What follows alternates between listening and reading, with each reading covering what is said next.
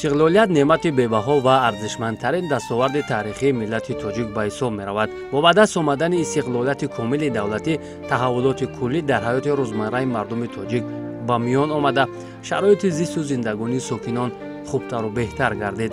واقعا در تشکل دولتداری نوین تاجیکان، احیای دولت ملی، تامین صلح و ثبات و بلند برداشتن نفوذ و اعتبار تاجیکستان در عرصه بین المللی، خدمت‌های شایان اساسگزار صلح و وحدت ملی، پیشوای ملت، پرزیدنت جمهوری تاجیکستان محترم امامعلی رحمان به غایت بزرگ است. ما باید پیش راه خرابشوی نیست شدن ملت و دولت تاجیک را بگیریم.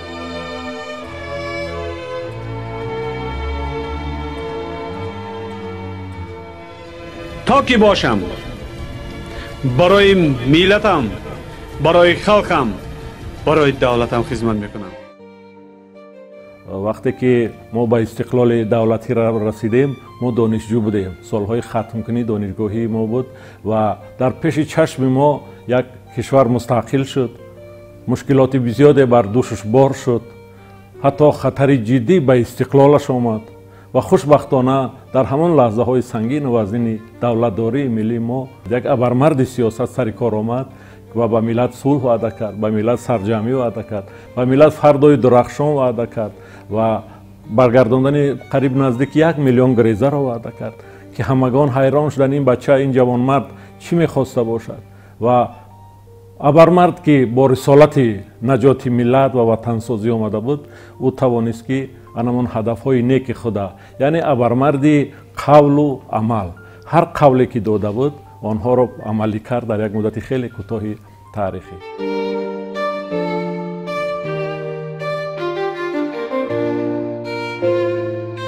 امروز کشور جوانی ما 34 ساله می شود. 34 ساله که هر روز و هر ساعت و هر دقیقهش رو به سوی بنیادکاری و سازندگی است. استقلالیت به تمام سمت‌های مهم جامعه تاثیر بزرگ گذاشت و با چشم سر دیدیم که در این مدت کشور ما چگونه رشد کرد و به یک سرزمین آسایشته تبدیل یافت. ما امروز در مورد بنیاد انفراستراکتور ورزشی در زمان استقلالیت حرف میزنیم که چگونه امکانیت‌ها به میان آمدند و ورزش تاجیک تا کدام اندازه رشد کرد.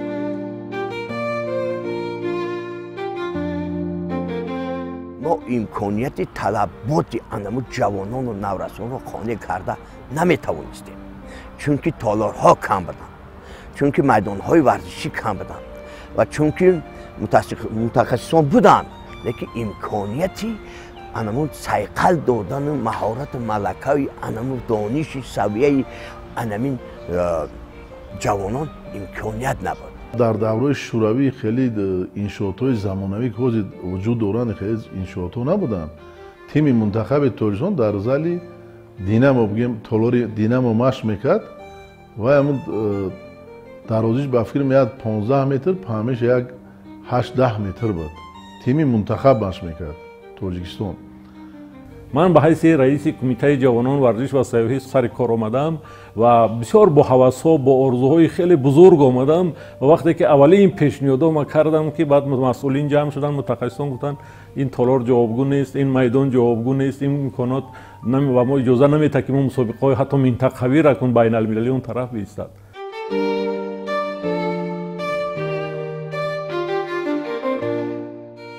هرچند در روزهای اول استقلالیت مشکل‌های زیاد در سمت ورزش وجود داشت، ولی مرحله به مرحله با تلاش و زحمت‌های راهبریت عالی کشور، کمبودی و نارسایی‌ها راه حل خود را پیدا کردند و ما به استقلالیت ورزشی رسیدیم. برای رسیدن به نشاندادهای بلند ورزشی ضرور بود که نخست انفراستراکتور ساحه به طور لازمه بنیاد گردد. گرچند آن زمان دسترسی به تالارهای معاصر ورزشی خیلی کم بود، ولی تحکرسی برای رشد ورزش و دستگیری ورزشگران گذاشته شد. خوشبختانه سیاست بنیادکارانه سروری دولت محترم امامعلی رحمان باعث شد که دوام سالهای صاحب استقلالی صدها انشاءات ورزشی بنیاد گردد.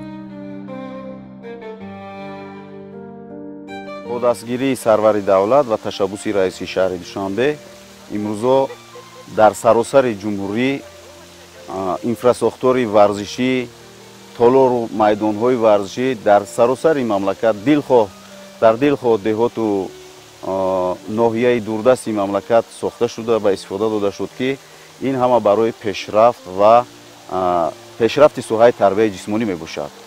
Ногуфта намонад ки қабл аз истиқлолият дар деҳот ҷавонони мо агар ба варзиш ва тарбияи ҷисмонӣ рағбат шавқ медоштанд, ҳаракат мекарданд ки ба маркази шаҳр барои тамрин ва инкишоф додани рушди тарбияи ҷисмонӣ биёяд. Имрӯз ин имконият дар деҳот ҳаст, дар дурдасттарин деҳот, дар дурдасттарин ноҳияи мо ба даст омадааст. Ин ҳама маҳз бо шарофати истиқлолият ва дастгириҳои ҳамаҷонибаи пешвоии миллат мебошад. Что получила наша республика за эти годы? Можно много рассказать, много построено. Душанбе сам по себе изменился, строительство идет крупным планом постоянно.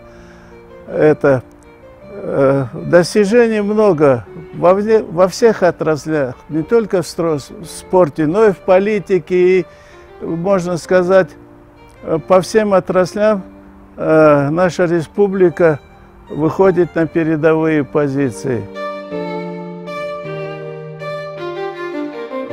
ҳамакунун дигар мушкилӣ толордорӣ ва дигар инфраструктураи варзишӣ дар деҳот пушти сар шуд. зеро бо шарофати истиқлолият ва дастгириҳои ҳукумати кишвар имрӯз дар тамоми қаламрави мамлакат майдонҳои варзишӣ, толор ва дигар комплексҳои варзишӣ мавриди истифода қарор гирифтанд ки имрӯз дӯстдорони варзиш аз онҳо самаранок истифода мебаранд. тавре мебинем ҳатто дар дурдасттарин манотиқи кишвар толор ё майдони варзишӣ имрӯз фаъолият мекунад.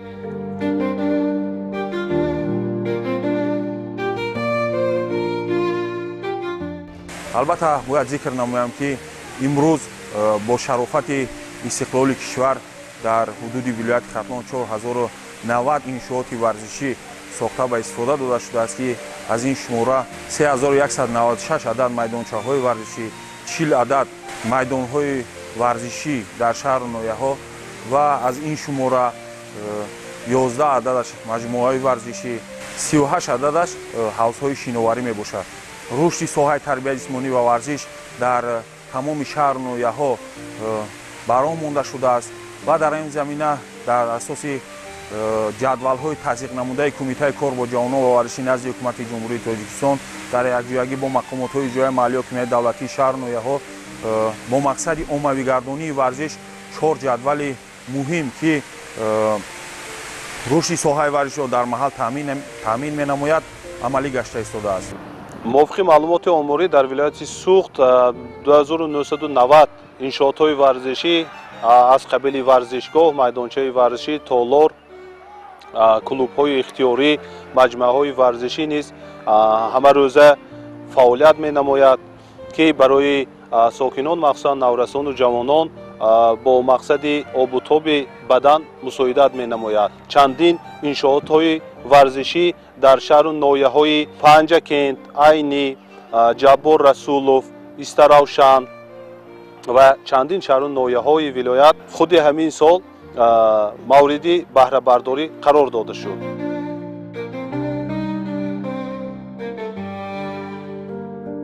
истиқлолият ва пойдории сулҳу субот ба рушди варзиши бонувон таъсири бузург гузошт. агар солҳои аввали соҳиби истиқлолӣ шумораи духтарон ангушшумор буданд, ҳоло бошад қариб дар ҳама намудҳои варзиш бонувон дар толорҳо тамрин мекунанд.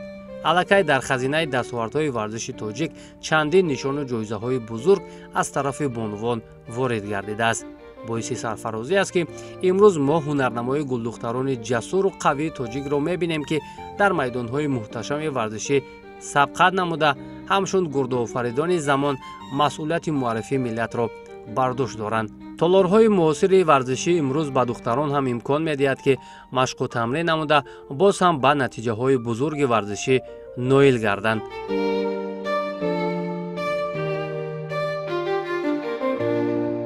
духтарон хело кам буданд ва тамринҳо тамринҳояшон низ кам буд.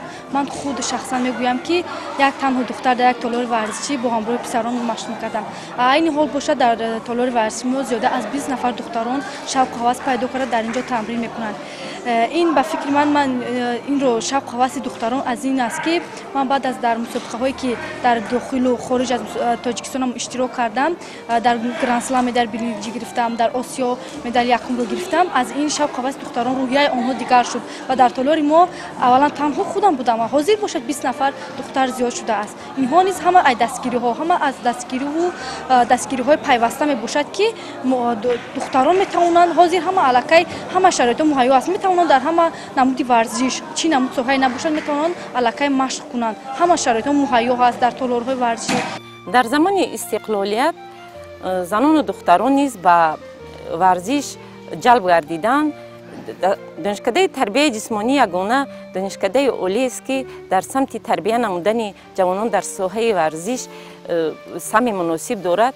дар ин донишкадаи мо сол ба сол зиёд шудани духтарон ба ин соҳа ҷалб гардида истодааст. дастовардҳои духтарон ба ин соҳа хеле ҳам назаррас мебошад. махсусан дар замони истиқлол дастовардҳои мо метавонем номбар намоем мавзуна чориева, миҷгона самадова, мунира абдусаломова, мадина қурбонзодаро ки бо дастовардҳои бисёр ҳам баланди ноил гардиданд ки парчами тоҷикистон баланд бардошта шуда суруди миллӣ танинандоз гардид. донишкадаи тарбияи ҷисмонии тоҷикистон дар рушди варзиши тоҷик нақши муассир дошта дар замони соҳиби истиқлолӣ ба дастовардҳои бузург ноил гардидааст. пеш аз ҳама толору майдонҳои варзишӣ ва симхонаҳо барои тарбияи мутахассисони ботаҷриба таъмиру азнавсозӣ шуданд. садҳо дастпарварони донишкадаи мазкур аз чемпионатҳои осиёву ҷаҳон ва бозиҳои олимпӣ натиҷаҳои хеле баландро ба даст оварданд ва имрӯз роҳбарият ва омӯзгорон талош мекунанд ки аз самари истиқлол ба таври лозима истифода баранд ва боз ҳам чеҳраҳои намоёнро тарбият кунанд. дар донишкада тамоми толорҳои варзишӣ ба тарҳи замонавӣ бунёд ёфтааст. тамоми толорҳои варзишӣ, майдончаҳои варзишӣ дар сатҳи олӣ аст барои хизмат барои шогирдон, донишҷӯён. имрӯз фазои истиқлолият, озодӣ, шароити хуб ба мо имконият медиҳад ки боз ҳам хубтару бештар дар соҳа кору фаъолият намоем.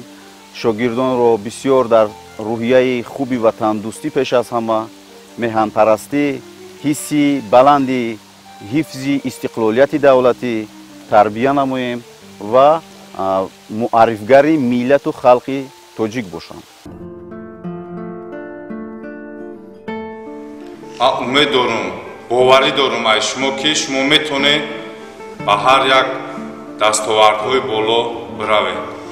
асосгузори сулҳу ваҳдат, пешвои муаззами миллат, президенти ҷумҳурии тоҷикистон муҳтарам эмомалӣ раҳмон варзиши тоҷика, варзишгарои тоҷикистона дастгирӣ карда истода. ин барои мо як рӯҳиямона бояд баланд бардорад. мо чӣ кор кунем? парчамона дӯст бидорем, ватанмона дӯст бидорем, аз таҳти дил меҳнат кунем, баъд ҳамаш нағз мешавад. бачо, ман шумода боварии комил дорам. фаҳмидастем? ҳамин истиқлолият буд ки моро ба ҷаҳон бурд. ҳамин истиқлолият буд ки мо натиҷаҳои назаррас ноил шудем.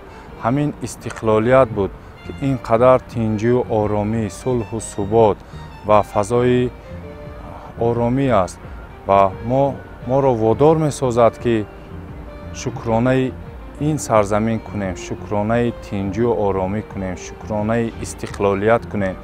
аз ҳисоби таҷрибаи худ гуфта метавонем ки дар ҷумҳурии тоҷикистон зиёда аз 10,000 иншоотҳои варзишӣ сохта ба истифода бурдаанд ки мо ҷавонон, мо варзишгаронро водор месозад ва ба насли ҷавонон ва наврасоне ки имрӯз ба самти варзиш майл кардан, мо вазифадор ҳастем ки онҳоро водор созем то ин ки тамрин кунанд ва мо низ инқадар толорҳои варзишӣ бар ҳаво дорем барои тамрин намудан, барои омода шудан.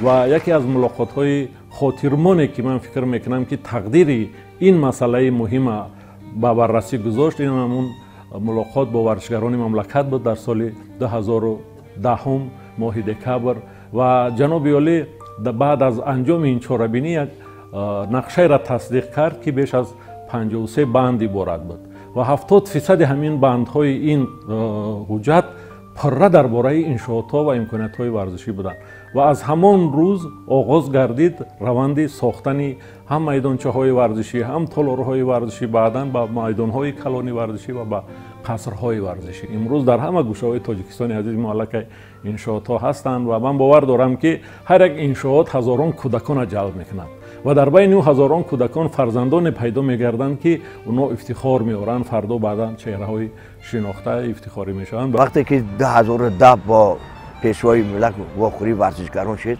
аз ҳамун рӯз сар карда дар пешравии варзиш як такони пешравии варзиш дида шуд ки баъди суханронии муҳтарам ҷаноби олӣ дар тамоми гӯшаву канори ҷумҳурӣ, аз он ҷумла дар пойтахти ватанамон чунон толорҳое ба воя расиданд ки имрӯз тамоми насли навраз метавонад ҳам саломатӣ ва ҳам масалан муваффақият барои мусобиқаҳои байналмилалиро пайдо кунад.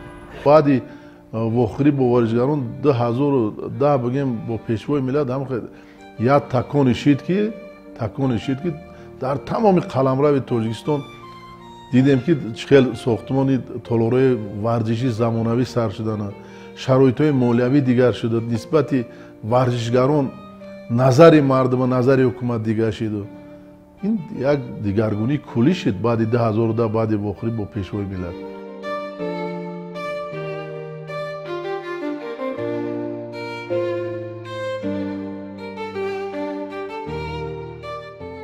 иншоотҳои варзишие ки солҳои охир бунёд мегарданд комилан бо тарҳу услуби замони муосир сохта шуда дар онҳо имкони хуби машқварзӣ муҳайё карда шудааст. ба талаботи замони муосир ҷавобгӯ будани инфрасохтори варзишии кишвар имкон фароҳам овард ки солҳои охир душанбе мизбони чандин мусобиқаҳои бонуфуз гардад. албатта дар чунин мусобиқаҳо давлатҳои зиёд ба ватани мо омада аз фазои осоиштаи кишвари мо, таъриху фарҳанги тоҷикон, урфу одати мардуми мо ошно мешаванд ки ин ҳам самараи истиқлолият мебошад.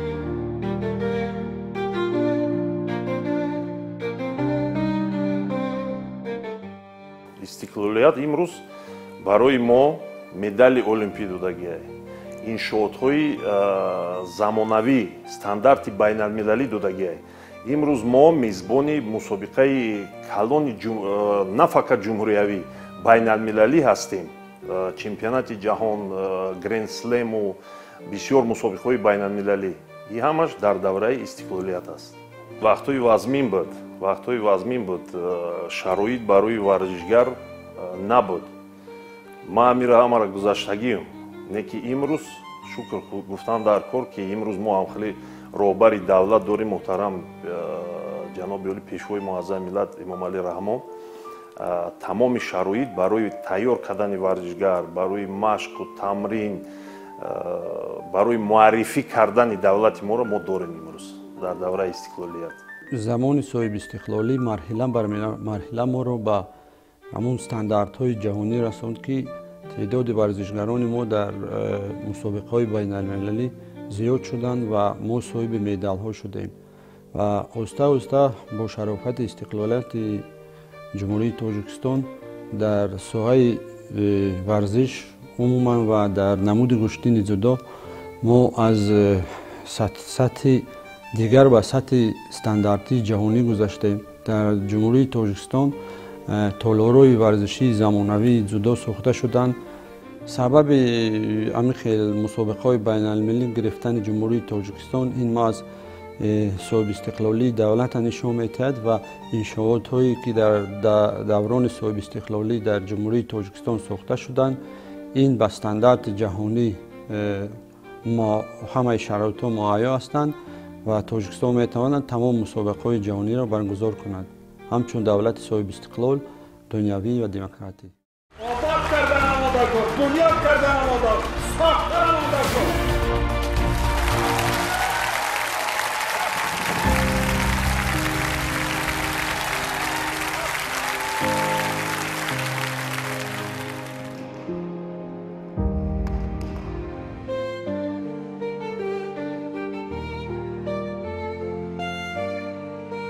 О инфраструктуре нашей спортивных, вы посмотрите, сейчас обратите внимание, очень много площадок, спортивных сооружений во всех микрорайонах, где мальчишки с утра до вечера, можно сказать, занимаются и футболом, и легкой атлетикой, и спортзалы, где занимаются гуштингири, боксом, борьбой. Так что в этом плане у нас очень много построено хороших залов, хорошие стадионы. Но я думаю, что на этом мы не будем останавливаться. Мы еще все впереди. Мы только начали развиваться. Так что я надеюсь, что все наши достижения еще в будущем. Мы смело шагаем, как говорится, вперед. Вапеш, Республика Таджикистан. мо замоне агар як тайёна месохтем чӣ қадар шодиву нишод мекардем силсила чунин майдонҳо пайдо шуданд ки бешуморашон наздики 400 расид ва дастгириҳои бевоситаи президенти федератсияи футболи тоҷикистон муҳтарам рустам эмомалӣ боз дар он буд ки на танҳо дар пойтахт дар тамоми минтақаҳои кишвар аз вилояти мухтори кӯҳистони бадахшон сар карда ба сохтмон ва ба истифода додани чунин майдонҳо шурӯъ карданд ва имрӯз сад бор шукр ки дар тамоми гӯшаву канори ватанамон албатта чунин имкониятҳо аст.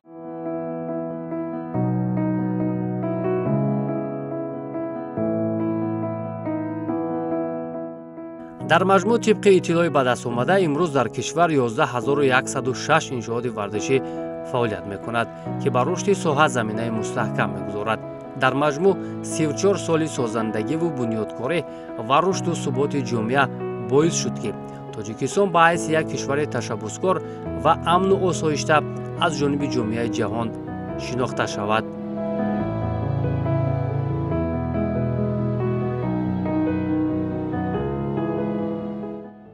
сарвари давлат ҳар минтақае ки меравад ҳатман дар баробари иншоотҳои соҳаҳои иҷтимоии дигар аз қабили мактаб, бемористонҳо, майдону гулгаштҳо ҳатман ягон иншоотҳои варзишӣ месупорад ва бевосита худашон дар кушодашавии ин иншоотҳо иштирок мекунанд, бо варзишгарони ҷавон мулоқот мекунанд, суҳбатҳо мекунанд ва рӯҳияи онҳоро боло мебардоранд ва мо шоҳид ҳастем ки аз ҳамон суханронии сарвари давлат ки дар вилояти суғ вақте ки ба комроншоҳ гуфт ё ки баъдан ба дигар варзишгаронамон иброз дошта буданд ки ҳар ҷое меравед шумо худо танҳо эҳсос накунед, чунки дар паҳлӯи шумо дар бари шумо анамин беш аз 10 миллион шаҳрвандони мо дар тоҷикистон ва берун аз он бо миллионҳои дигар ҳамроҳи шумо ҳастанд, аз шумо умед доранд ва интизори натиҷаи баланди шумо ҳастанд. фикр мекунам ин худаш барои боло бурдани рӯҳияи ҳам варзишгарон ҳам боло бурдани ифтихороти онҳо баъдан ба анамун қаҳрамониҳо талош кардани онҳо як саҳми муносиб мегузорад ки инам аз анамун таваҷҷӯҳи бевоситаи сарвари давлат ба кулли бахшҳои ҳаёти ҷомеа алалхусус ба варзишу варзишгарон албатта вобастагӣ зиёд дорад. солҳои пеш қариб ки дар ягон бигем қаламрави тоҷон ба ғайри душанбе дар ягон ҷо машқҳои тамринои доимӣ набуд. оҳиста оҳиста оҳиста ҳозир дар тамоми шаҳру ноҳия толорҳои варзишӣ замонавӣ ҳама имконият дорад машқ кунад. баъд ҳозир бинед ки чемпионати ҷумҳурии тоҷикистон мегузарад тамоми намудҳои варзиш аз тамоми ноҳияҳову шаҳрҳо иштирок мекунанд. аллакай бинед ки чӣ қадар чеҳраҳои нав пайдо шудаганд дар варзиш аз деҳаву аз шаҳрҳои дурдаст бигемда.